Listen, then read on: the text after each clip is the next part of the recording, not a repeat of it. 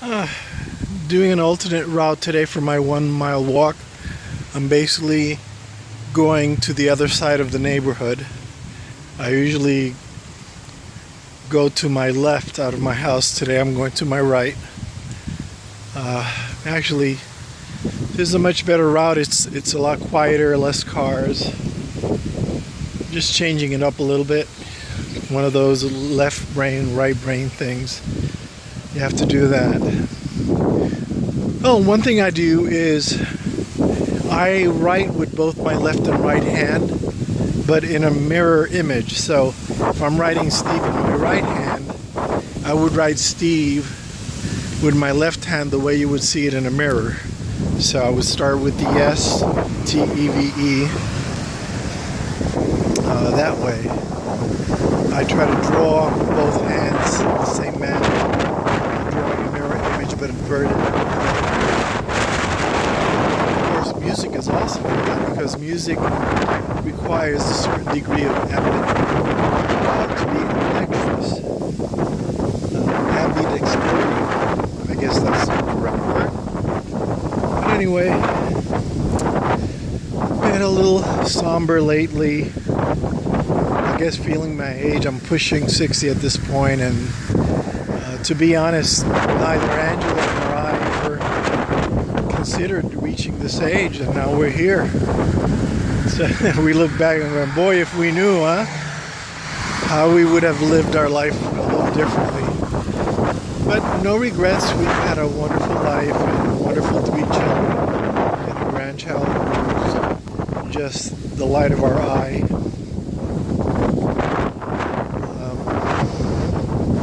So, what am I going to talk about today? I know. My son posted on Facebook a page out of a book, and it had everything to do with why people are depressed and sad. And according to this author, it's basically because advertisers bombard the media with ways to making you feel incomplete or not happy with yourself after all. Why else would you do plastic surgery on yourself unless somebody's making you feel bad that you don't live up to the ideal of a perfect looking person, right? And I think a lot of unhappiness or depression that people feel is a result of just this media bombarding them with this goal, this ideal that they must strive to achieve, and yet it's a moving carrot, right? It's a carrot on a stick where in order to create good consumers, you have to always have to make what's a want into a need, and this way they think they need the new car, they think they need the plastic surgery, on and on. And we're led. How else do you create a good consumer that buys stuff if you don't? If they're happy, content with what they have. For the most part, in most households, we have everything we need to survive, right? Most people have food and shelter, and love is free, so they say. Money can't buy you love? Well, I don't know. These days, there's very little money can't buy you, but I would say for the most part, the basic needs of most people in industrialized nations, I would say, they have their basic needs covered. And outside of that, you have to somehow make them think that they need more. One thing that is pretty obvious with that is when I was growing up as a teenager, all public schools had uniforms. Everybody had a uniform, and first it was cheaper for the parents and for the children, and second, you could spot somebody who's not in school real easily, right? They have a uniform, or it made for a better school experience, I think. Well, the only reason public schools don't have uniforms anymore is the retailers found an opportunity to make money, and gone are the uniforms. Now only Ivy League schools have uniforms. If it was such a bad idea, why do the Ivy League schools have them still, right? Right. Anyway, I don't know, my thoughts aren't very focused today. Just have not had a lot of good sleep. I've been having some not so great visitations at night, and not so great visions and dreams. And interestingly enough, I find myself putting myself to sleep with music from Barbra Streisand, and specifically the soundtrack to the movie On a Clear Day, which was directed by Vincente Minnelli, Liza Minnelli's dad. Of all her soundtracks, that one just moves me in ways that I can't describe in words.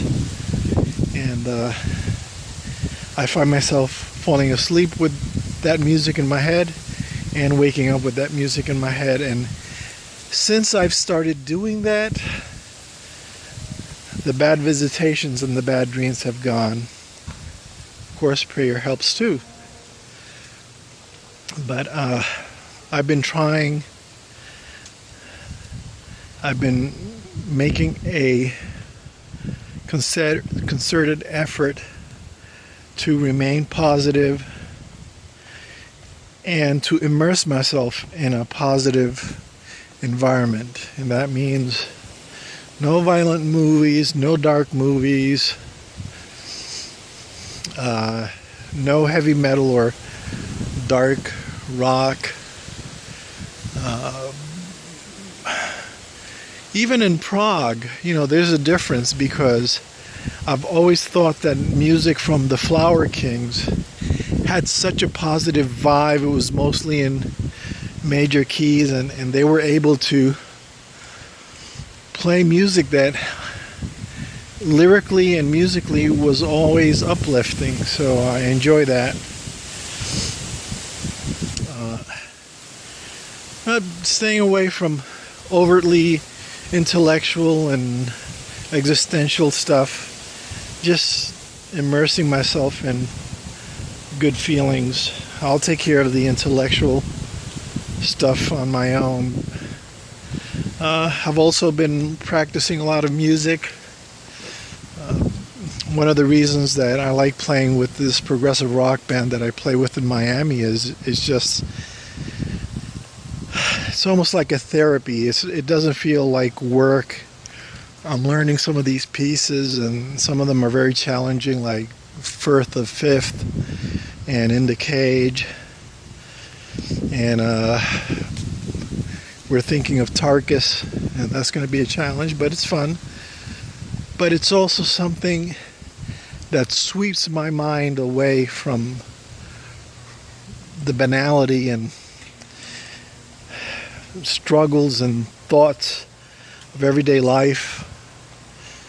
Although I try to keep a balance, you can't totally ignore the fact that you have to make a living, and in my case being self-employed, every day that passes by without me looking for new work means less income. So I cannot totally ignore and forget that, but time management is very important to me, and I try to balance my free time and things that bring me joy with my business time and things that I have to plan and be concerned with. And that's one of the reasons why we do have the flight and fright responses and adrenaline being pumped into your body. It used to be because we would run away from prey, but these days it's as to not to ignore the challenges ahead of you. I was going to cross, but I'll stay here. And that adrenaline helps to decide what you do. And in my case, I do, because I have only small streams of monthly income with hosting and other things, and some video games that I've scored that I get a sales royalty. But beyond that, I have to come up with new ideas to go out and fish some new work. So I need both. But playing as opposed to composing seems to be a fun thing. Relies a little bit more on my piano training, muscle memory, correct fingering. Oh, so let's talk about that. That I could go for a full 30 minutes on with no problem. So, talking about playing an instrument, any instrument. With any instrument, the most important thing, in my humble opinion, is using the correct fingering. And I'll take piano because that's my main instrument. Although I do play guitar and bass, I find that most of the issues that piano players have is a result of incorrect fingering or lazy fingering or bad memorization of a piece, and I'll explain that in a minute. So fingering. So in most pieces, here we go. You have your 1, 2, 3, 4, 5 fingers, and one idea is to study Baroque music. Why? Because Baroque music, most of the transcriptions of Baroque music have very well defined fingering, especially the music of Bach. So you study that. A great place to start is with his inventions and Anna Magdalena's notebook compositions, which I wonder if she actually wrote them or Bach wrote them for her to learn. But they're simple, yet they require correct fingering or you will not be able to play them. Invention number 9 comes to mind.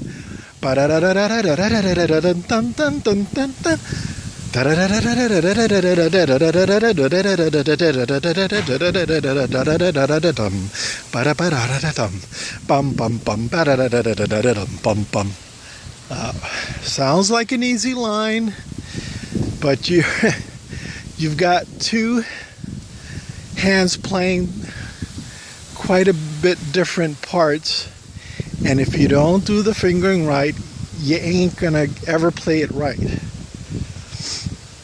So study Scarlatti, study Bach. A lot of these Baroque masters, it's just perfect to learn good fingering. And when you learn good fingering, you'll find out that your solos get better, your playing improves overall. Why? Because you won't run out of fingers. You know, the little rolling your thumb under your other two fingers gets to be really easy when you get used to it. Make it a habit, get used to correct fingering. So, about memorization. One thing a lot of people don't know is I spent 6 years training with Alan Mason. He was a Carnegie Hall pianist who is now artist in residence at Barry University. We became good friends, and I'm still amazed at his talent, not only as a technical pianist, but as a virtuosic sight reader. This man, you throw any chart in front of him and he could read it.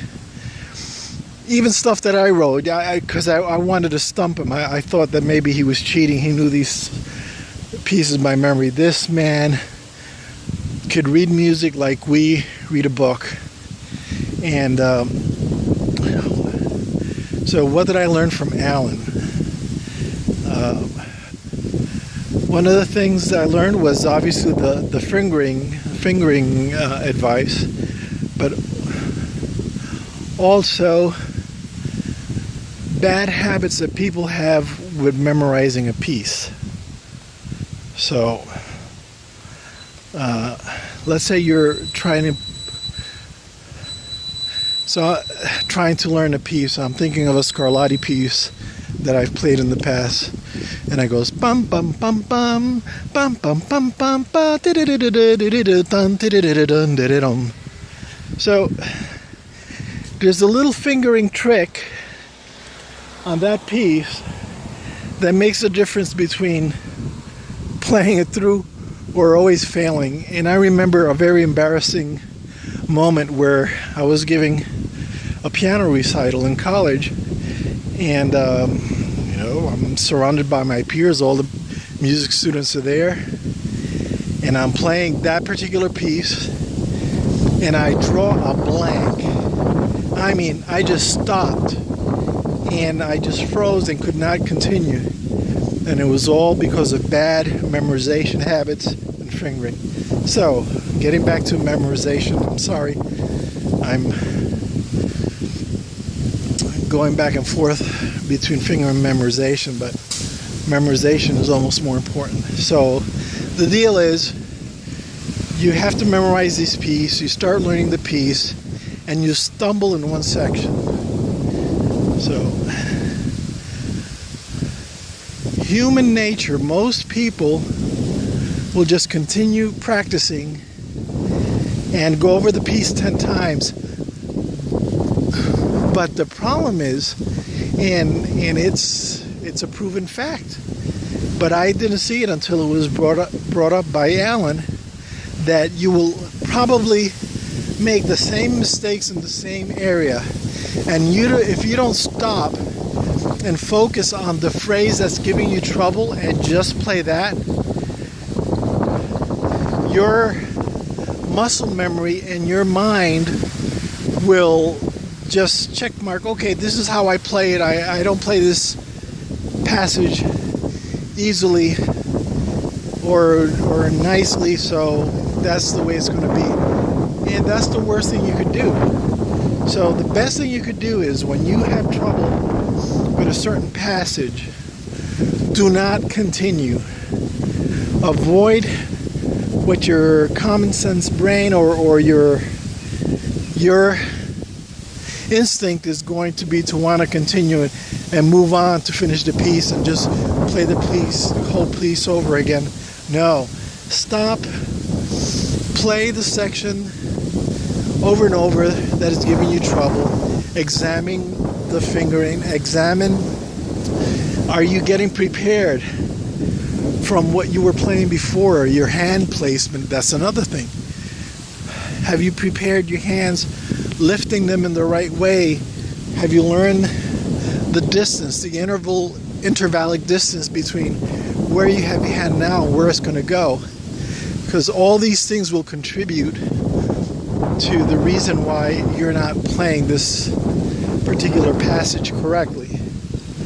So one big thing in practice is never allowing a passage that gives you trouble to go unnoticed. Stop where you are, break your rhythm and learn that passage, examine it, think of fingering, think of preparation, and something that I'm learning late in life, think of ways of simplifying the passage. Now, you probably won't want to do that if you're giving a classical concert to your peers, but in my case, my band members have suggested, because me, I want to learn everything exactly like the score, note for note, and I'm finding that it's taking me a little bit longer to learn certain things because I could cheat. It's live, and everybody sitting in the audience is not Van Cliburn judging you to give you a Litz prize. So when you're playing live, another thing you could do is simplify the passages you're having trouble with. And this is from a guy who has such a hard time with that. I want to play things note for note as written in score, and I go crazy. It's my OCD thing, obsessive compulsive disorder problem, where I must learn perfectly. But thanks to my bandmates, I've learned that it doesn't have to be that way, that I can take shortcuts and make it sound similar to the record and move on. Thank you, The Few. It's a great revelation to me at my age. Anyway, so yeah, there's so many things. Of course, as a pianist, I look at it in that perspective. There's so many things that you must do to play an instrument well. And you have to be a consummate lover of that instrument. Learn it inside and out. Wow, I'm getting a super strong breeze here. Amazing. Familiarize yourself with the piece. In this day and age, there's another great benefit is you can find other piano players who play the piece, and sometimes they're smart enough to offer an angle at their hands that you can see what they're doing, because a lot of times you could be playing something with a single hand that is supposed to be played with two hands, and you won't know it until you see somebody playing, especially with the stuffer Rick Wakeman. He does a lot of double-handed stuff, and you won't know it unless you actually see some of the old videos. Why? Because it probably is not notated that way on the lead sheets that you buy in the general market, because they're condensed, abridged scores and lead sheets. They're not the authoritative, the legit one. Sorry. Oh, I can't believe I had trouble with that word, but it's done with.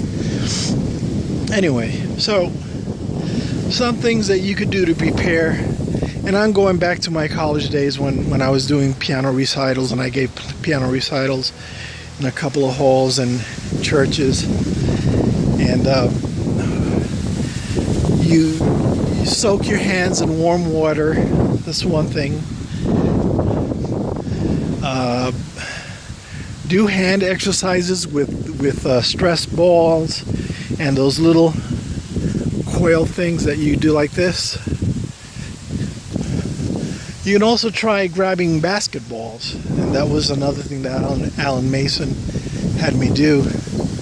And sitting at the piano at the proper height is super important.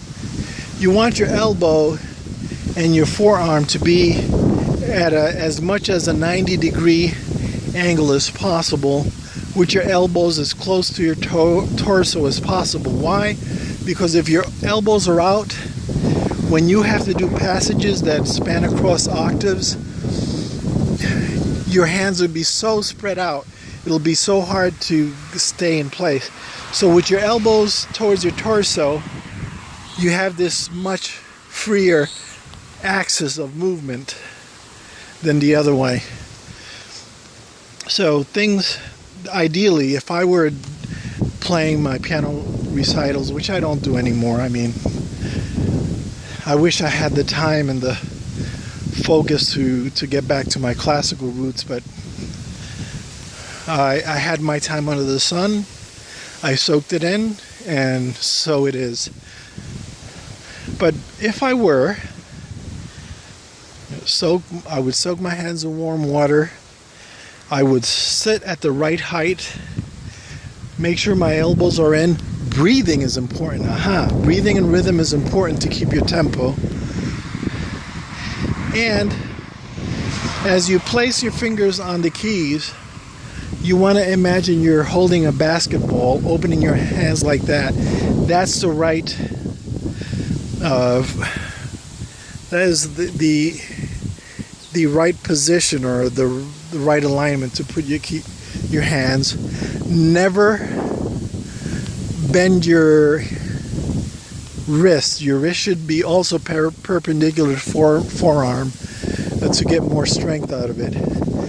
Your fingers should be as close to the keyboard as possible.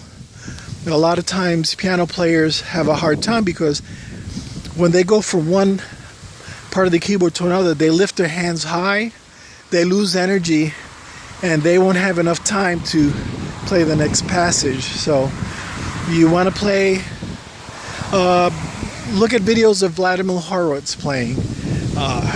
Just an amazing lyrical. He made the piano sing, and that's because he had this flat-fingered approach. It almost seems like he just put his hand like this on the keys.